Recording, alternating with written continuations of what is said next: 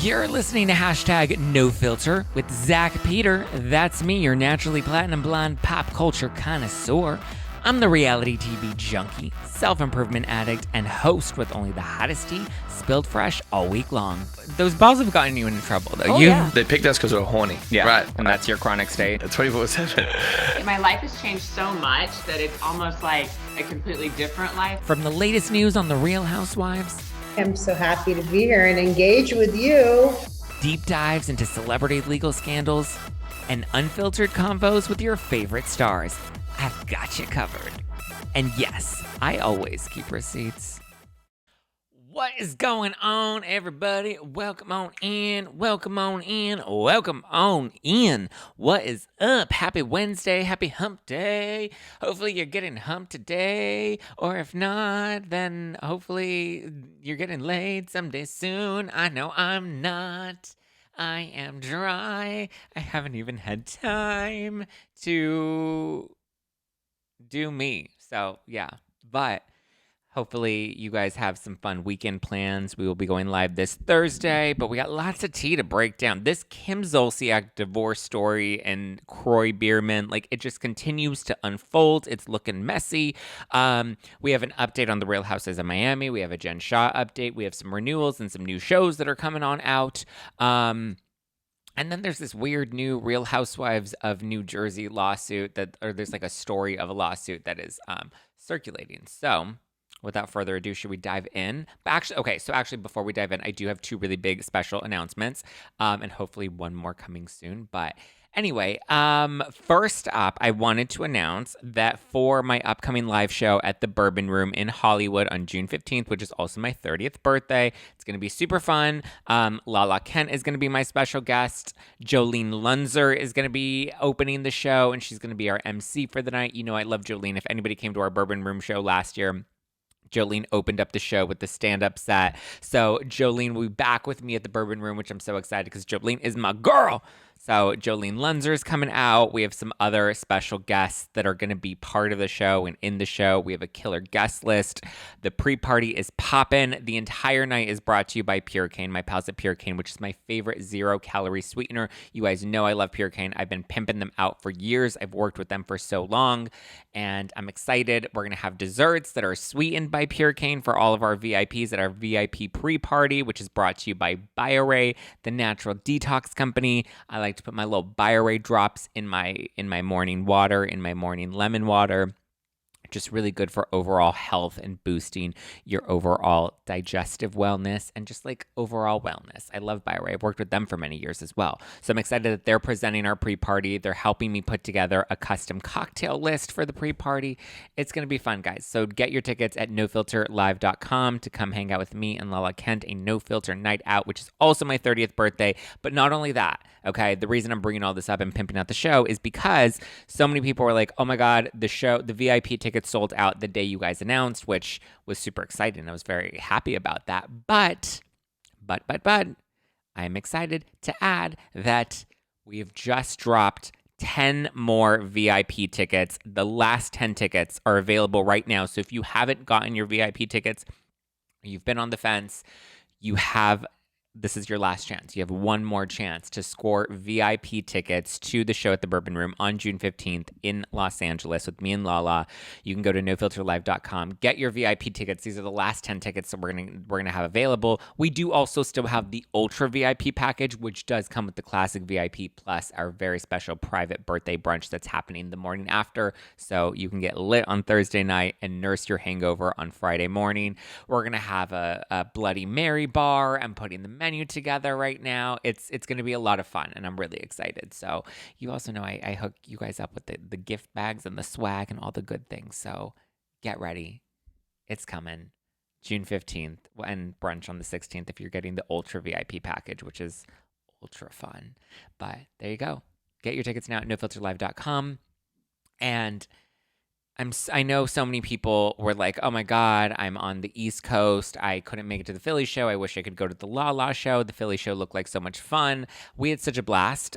We sold out, which was so incredible and so amazing. And I'm so grateful for that. But if you are on the East Coast and you're not able to make it to our show on June 15th in LA, I'm excited to share that me and the Brav Bros have added another show. I'm doing another show with the Brav Bros at City Winery in NYC, baby.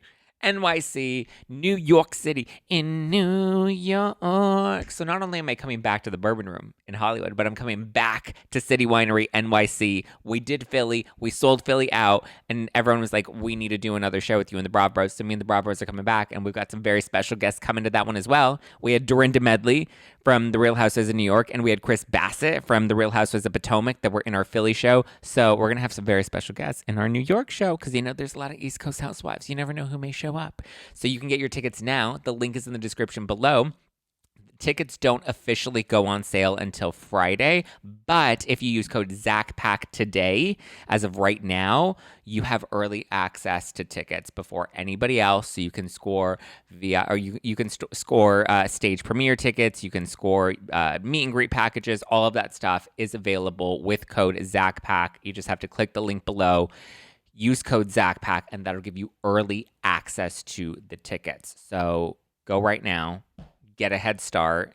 It's going to be a fun night. No filter night out with me and the Brav Bros and some very special East Coast guests. So stay tuned for that. That'll be July 26th. So June 15th at the Bourbon Room in Hollywood, July 26th at City Winery in NYC. So both links for tickets are below. So go use code ZackPack to get early access to New York tickets and get the last of the VIP tickets to the LA show right now. NoFilterLive.com. All right. Love you guys. Let's dive into the tea. That was enough promo. Okay. Thank you for bearing with me with all that promo. Okay, let's get to the tea. So let's get into this very messy divorce between Kim Zolciak from The Real Housewives of Atlanta and Kroy Biermann, who is the husband that we saw her fall in love with on The Real Housewives of Atlanta. She has since taken a break from the show. We do know that she's making a guest cameo this season, which I'm looking forward to. At this point, I'm ready for her to come back full time. We need to give her a peach. Bravo needs to stop this long delay in between filming the shows and airing the shows, because now it's we got to get a camera, call Andy and a camera, give Kim a peach. Let's go. She's going to need the money, especially based off of what is in these divorce filings. So I read somewhere that it was reported that Kroy was the first to file, but I believe they both filed on Friday, May 5th, which was last week. But let's dive into it because it's messy, okay? It's already getting nasty. They're both fighting for custody of the kids, and I'm talking legal and physical custody. It's not looking like this is going to be pretty, and it looks like it's getting a little more messy from Kroy's side of things, so it seems like he may be a little salty, and I'm curious as to why and who's the one that actually called off this relationship. So Kroy, in his filing, wants permanent sole legal and sole physical custody and exclusive temporary and permanent use and possession of their house. The one that was in foreclosure? Because that looks like a real asset that you want to hold on to, right? So that's big and that's bold. He also is asking that Kim be restrained and re-enjoined from coming over after she gets tooted and booted from the house. He's like, I'm done with her. I don't want her over here anymore. Get her out. Throw her in the pool with Danielle's husband. Put her in the garbage with the sprinkle cookies. He wants nothing to do with her. But what he does want is child support. And he's also requesting that all of the debts that they currently share be divided equally. So any debts that they incurred over the duration of their marriage, he wants those to be split equally according to Entertainment Tonight. So that's interesting. He definitely sounds salty. He's definitely pissed about something. I wonder if he's pissed in retaliation. Like maybe things started to go south with the finances and he was like, okay, now that things are going south and Kim dipped out, he was probably like, screw you. We were supposed to be in this together forever. And she's like, nah, homie, I'm out. Peace.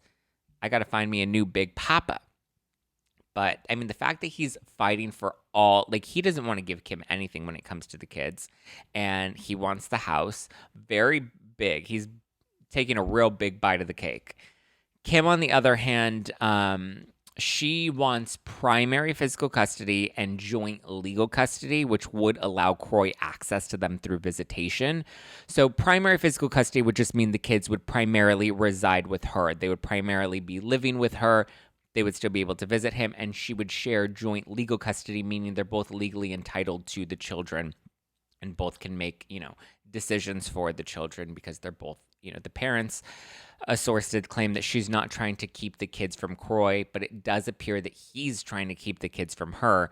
I mean, come on, he wants permanent sole legal and sole physical custody. Like, that's big. He wants to make all the decisions legally, and he wants to have full primary custody of the kids. That's ballsy. That's really ballsy. She is also requesting child support, and she's requesting alimony because she claims that she was fully dependent on Kroy financially. So it seems like maybe part of her narrative is that, well, I mean, but like, if you're leaving him for the finances, but yet you're still dependent on him financially, then like, how does that make any sense that you expect him to pay child support and you expect him to pay alimony? That's the part that's a little strange to me. But I'm like trying to play different scenarios and figure out where did this all go wrong? So like I said, they both filed last Friday, May 5th. TMZ reported on Monday. It's been hot news all throughout the gossip rags all week long. Their official date of separation, Kim listed as April 30th. So this is very recent. According to some of her friends, though, this was in the works for a minute, though there was another report that said that friends were blindsided by this. According to Us Weekly, an insider revealed that between the tax debt and the other financial stresses, that it's been very difficult for them. The tax debt was the last straw that broke the camel's back in their marriage. So, I mean, at least we can confirm that it wasn't Raquel, you know? Good for brownie points for Rocky Bang Bang. And then ET's source is claiming that Kroy took on more of a manager role for the family, handling business dealings and finances, and Kim felt that he led them down the wrong path. Kroy feels that Kim's spending habits and financial priorities contributed to their issues. There have been rumors that Kim has a gambling addiction. We also know that she loves to flaunt her money. She loves to flaunt her faux wealth. That got Bethany Frankel fired up because she went on TikTok and she dragged them in a rant. We love Bethany's rants, but she really dragged them, telling them to pay their damn bills and stop screwing the system, stop screwing the game up for everybody, that when people do this, everybody has a say, or everybody is impacted. And she also said that they can't really expect to have any privacy at this time because they opened up their lives to us. And Bethany's like, listen, I did it for a very short period of time. I opened up my personal life and my marriage, and everybody was with me for the ride up high, but then they were also with me when the roller coaster came crashing down. She's like, and that's just the name of the game. If you're going to put your life out there, we're with you for the good and the bad. You can't say respect my privacy when you have not been... Like, you haven't wanted privacy. You wanted to flash your wealth. You wanted to show us life when it was good. And when you open people up and you open cameras into your home, when life's good, they're also going to be there when life isn't good because you've got them invested in your life. And I thought Bethany made a really good point of that. So I will agree with Bethany on that one. But, I mean, this is just, it's messy. I mean, if Kim does have a gambling addiction, right, let's just say she has a gambling addiction, she has a spending addiction, and maybe that's I think Kroy really believed that they were going to go the distance, and I think Kim realized that the money was drying up. I know my initial theory was that maybe he was doing something shady, and that's why she needed to dip out. I don't even know if it's that he did something shady. I think because of how salty he is now that we're actually reading the details of the court filings, I think the cash was running out, and he feels hurt and he feels betrayed, and that's why he's acting so big and bold, is because he's like, I was in this with you. I gave you this lifestyle, and what, now that we're struggling, you're just going to peace out? Nah, I want these kids. I got these kids. I'll take care of these kids. I'll provide for these kids. And this house was bought with my money, so I'm keeping the house. I'm taking the dog, like Paulette said in Legally Blonde, who's Jennifer Coolidge. Remember when Reese Witherspoon, what's her name? Elle Woods. She goes to take Paulette to go to her ex's trailer to get the dog, and Elle Woods tries to act like her attorney, and then they finally get the dog, and she's like, I'm taking the dog, dumbass. And yeah, so I was recreating that for those of you that don't know Legally Blonde, which I'm excited for Legally Blonde 3 that's coming out soon. But it looks like Kroy is salty because Kim left him when the chips were down, and he's like, I loved you, and I was in this with you to the end. So I don't think he did anything shady. I do think she probably does have a gambling addiction. She has a lifestyle that requires a very wealthy man to participate in. Maybe not emotionally, but at least financially. And I think she realized love isn't what she wanted. Wealth is what she wants. Status is what she wants. And so now she's ready to dip out. I'll be very curious to see what her narrative is going to be, how she's going to paint this as why she needed to leave him. She's probably going to make it seem like he led them astray. He didn't know how to manage the bills. It was a hot mess. She didn't know how to do any of this, and she just couldn't stick around for the circling of the drain, and he put them in this position. She's probably not going to take much accountability for it. It doesn't seem like she's willing to take much accountability for it. And it sounds like she may even have a little bit of guilt, probably because her motivation is selfish, and that's why she's willing to still share the kids with him and be like, I'm not going to keep the kids from you because I'm the one that's leaving this marriage. I'm the one that wants out, and I'm the one that kind of feels bad because I'm ditching you, even though I told you that I loved you, but I thought that I loved you, but I don't really love you because I love money. For love or money? I guess we know the answer with Kim Zolciak. Curious what you guys think. Let me know what your thoughts are. If you're watching this on YouTube, hit the like button, hit the subscribe button for the latest tea, because it is quite an adventure with this divorce proceeding. Ooh. Okay, let's move on over to Joyzy. Danielle Cabral is in hot water. Is she being sued? Is she in hot water? Is this lukewarm water? Is she taking a bath? What is this water that she is sitting in right now?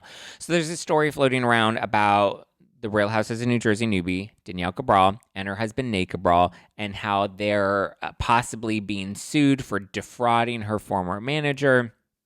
That's a fun term, right? When we have Tom Girardi, who's defrauding people, and then you have Jen Shah, who's defrauding people. Now this is just the buzz term that we're using. That was one of the, remember a couple, was it last week or the week before, when a law firm came out and we're going to investigate Louis and see if there's charges that need to be filed against him. And it's like, oh, okay, cute. You're an independent law firm and you're going to do your own independent investigation. And what? What does this mean? Why are you doing this? Oh, it's for clout. Got it. So there's this woman. And this woman is named Ina Lapin, and she runs Avant-Garde Communications Group, which is a PR and brand development firm. She's now threatening to sue Danielle and possibly Nate. She claims that Ina, is the sole reason that Danielle ended up on The Real Housewives of New Jersey. And after Danielle landed her role on the show, that Danielle ended up ghosting her. And she claims that in her contract with Danielle, in Danielle's contract with Avant-Garde, Danielle agreed to pay Ina a commission for deals like this. So Ina's like, yeah, I got you on the show. So now you owe me for landing your role on The Real Housewives. And when it comes to Nate, this Ina woman is claiming that he owes a web designer, a guy named Justin Nazarian. She claims that he owes him for months of services for his website. And so Nazarian, I guess, provided services for search engine optimization, SEO, a buzzword in the digital marketing community. Neither Lapin or Nazarian have actually sued Danielle or Nate. The Cabrals seem to be lawsuit free from these people at the moment. This is all just an intent to sue. It was a letter of intent to sue them if they don't get their money. I find it a little convenient that their legal letter leaked into the press. I believe it was In Touch that was the first to report on it. But when things like this get leaked, it makes me feel like it's a cash grab or a publicity grab, right? And again, this is a PR firm. This is a brand development firm. If you're trying to build the brand of your brand development firm, what better way to do it than to latch onto one of your former clients that's now on The Real Housewives of New Jersey and to allegedly leak a letter to the press? Kind of feels like a cash grab. What are SEO services? I know what SEO is, search engine optimization. It's where you rank when somebody Googles you. If somebody Googles something, you want to make sure that you're in the top. What is it, buying Google ads? Because that you can do on your own. But there are a lot of firms that are like, we will help you do this. We will help you maximize your revenue streams. It's very, not this firm specifically, but I'm just saying with a lot of these firms, it gives me Jen Shah vibes, just in the sketchiness and the secrecy of what they actually do and, kind of the smoke and mirrors game that a lot of these agencies play. I'm not accusing this agency of doing that. I'm just saying with agencies like this, it is common to have these sleazy marketing consulting agencies that claim to build your image, bolster your status, boost your SEO. Also, like, how is it that Nate didn't pay you for 5 months of services? Like, at some point, wouldn't you be like, okay, yeah, I'm going to stop providing you services because you're not paying me? Like, why? I would never continue services for 5 months without getting a paycheck. Like, why wouldn't you stop after, like, oh, I don't know, the second invoice, the third invoice? Like, stop the SEO if your client isn't responding. Why would you keep doing that? I mean, I feel like the Cabrals probably didn't see the benefit in working with this agency. They probably didn't really, they were probably paying for it and were like, this isn't really worth it. And so they probably wanted to move on. And now the agency is salty that Danielle and Nate are on television and they want the clout that comes with that. And if they can't get the clout, then they want the money. But like even the claim that this Ina woman is the sole reason for casting Danielle on Housewives, like that's a bit of a stretch. You know, like what, you sent an email, you made a referral, you said, hey, I have a client that I think would be great for this show. Like what is that what the situation is? Because if that's the situation, you're not responsible for casting, you're responsible for referring. And maybe you're entitled to a referral fee, a finder's fee, but you're not entitled to a commission of her salary. Like, does that even count as casting her, making a referral? No, you're not responsible for casting her on the show. You're not a casting director. You're not an executive at the network, and you're not Danielle. Did you coach her on how to answer all her questions in her casting tape? Did you rehearse them with her? Did you write those questions out for her? Were those your answers? Did you coach her on how to have a Jersey personality? If not, then I don't believe that you're the reason she was cast on this show. You made a referral. Collect a $2,000 finder's fee and move along. Or don't. But this doesn't, if her intention was to get publicity for this avant-garde communications group, I don't think this was the right way to do it. If anything, I think this puts her company in a bad light and it makes her look bad. I don't think this makes Danielle look bad. Maybe some people, when they read just the headline, if they're, a little dense and don't dig into the story, fine. Maybe they think, oh, Danielle doesn't pay her bills. Oh, Danielle's shady. Oh, she's defrauding people. But then that just makes Danielle look bad rather than actually boost the profile of avant-garde communications group. It's not a smart strategy. It probably helps boost her SEO. Maybe Justin Nazarian was helping to bolster her SEO performance now that she's being mentioned in all these stories. Whatever. Seems like a cash grab. Every time people DM me these lawsuits, I'm like, oh my God, look at this. I'm like, guys, read the story. Let's put on our thinking caps and let's actually read through the lines with some of this BS, because this story is bogus. Okay, Bravo has announced some renewals. They've announced, shocker, that Vanderpump Rules has been renewed for an 11th season. They've also officially announced that Luann and Sonia Welcome to Campy Lake is coming to Bravo this July, which is okay, finally. Didn't they film this last August? It's literally been a year since they've finished shooting this stuff, but it's being described as a fish out of water experience as Sonia and Lou navigate to spruce up a small town with a population just shy of 7,000 people. So Sonia and Lou are coming to Crappy Lake, and they're gonna, I don't really know what spruce up a small town means. Maybe they're gonna help bring some class to Crappy Lake. Maybe Luann's going to teach the ladies how to curtsy. She's going to teach them where to put the right fork and the right spoon. I feel like at this point, Luann has totally ditched the Countess vibes of this is how we do it, darling, and it's so proper, darling. And Luann's tequila shots and falling into the bush, or drinking Fose and living life. Luann's a good time, and Luann, I think I like good time Luann and cabaret Luann more than I ever liked Countess Luann. Because it wasn't given for me. But I'm excited. I think Luann and Sonia are very entertaining to watch. Ramon is also entertaining. Dorinda's also entertaining. But I feel like Luann and Sonia have a very lighthearted levity that I think will be really fun. And I'm looking forward to watching this if it ever comes out. But this July, coming soon. I guess it's going to air along with Real Housewives of New York.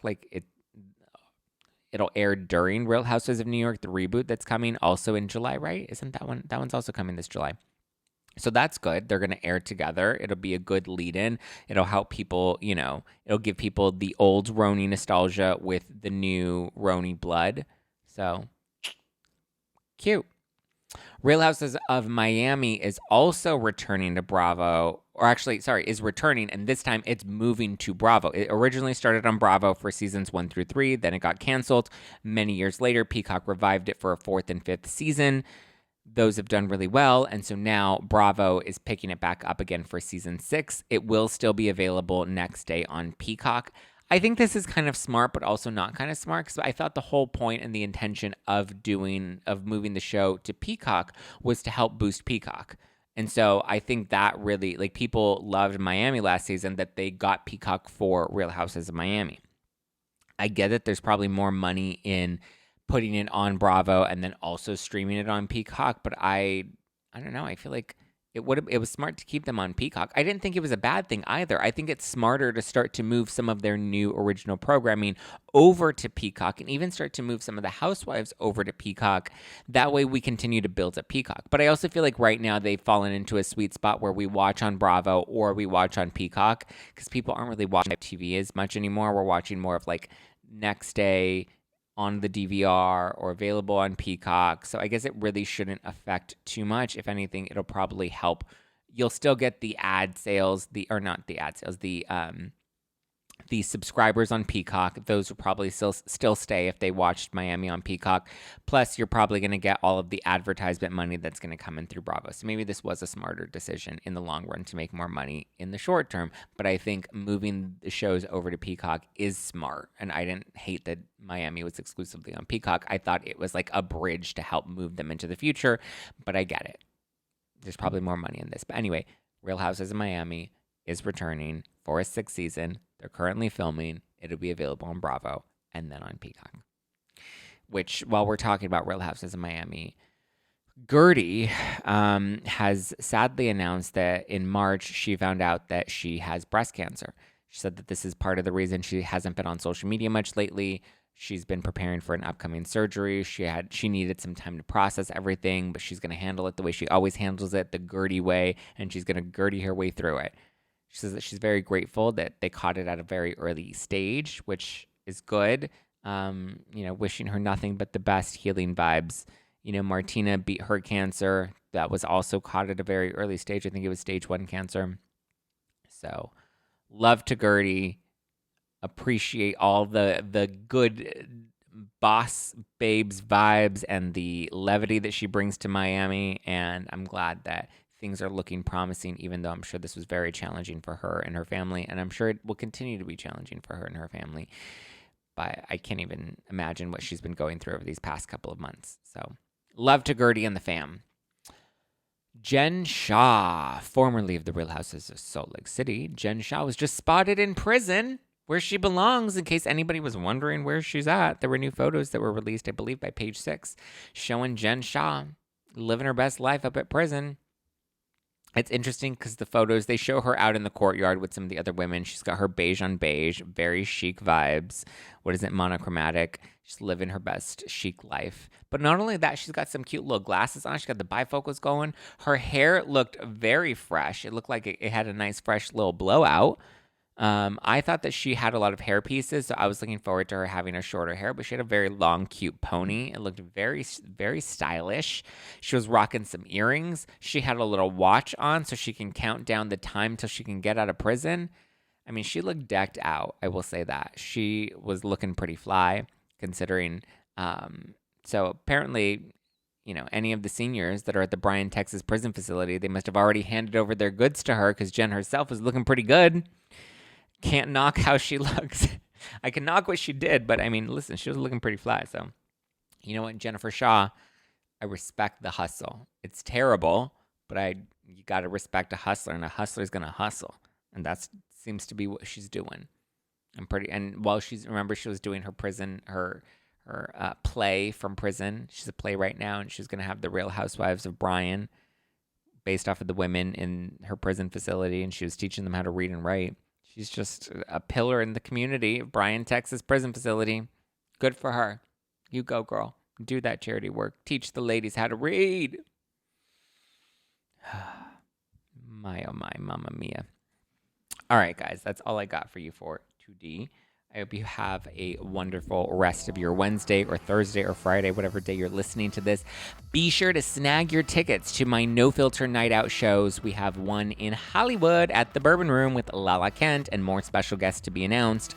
You can get the last of the VIP tickets, the last of the Ultra VIP tickets, and your regular general admission tickets available now at nofilterlive.com. And then if you want to come to NYC, July 26th, the Brav Bros and I, Steel, Shooter, and myself will be doing another show together on the East Coast at City Winery in New York. The link is below. It is not announced publicly, and the link is not available publicly. So if you do want first dibs, early access, you can use code ZACKPACK, ZACKPACK, ZACKPACK to get early access to tickets right now.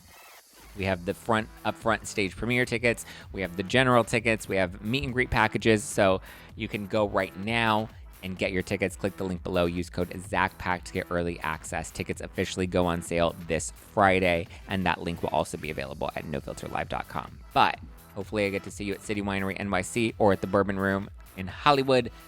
And yeah, I'm also going to be in Chicago later this month. I can't reveal too many details about that yet, but I'm hoping by the end of this week and maybe next week I'll be able to reveal it. So if you're local in Chicago, I'm also thinking maybe like doing like a little meetup while I'm out in Chicago. Like nothing big, like not an actual live taping, but like, I don't know, something.